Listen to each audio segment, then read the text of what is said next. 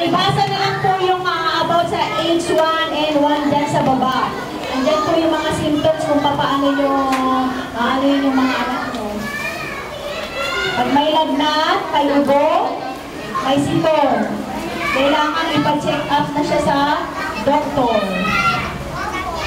Diba? Pag may sakit, saan kayo pumupunta? Saan kayo dinadala ni Mami? Sa doktor.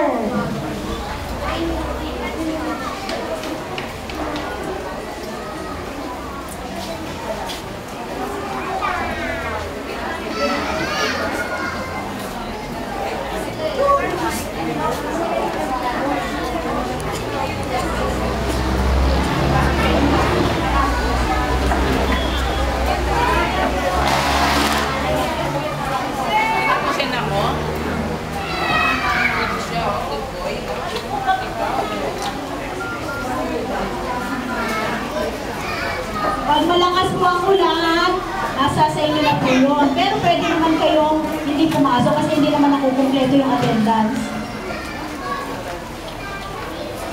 Excuse kayo pagka sobrang lakas ang ulan.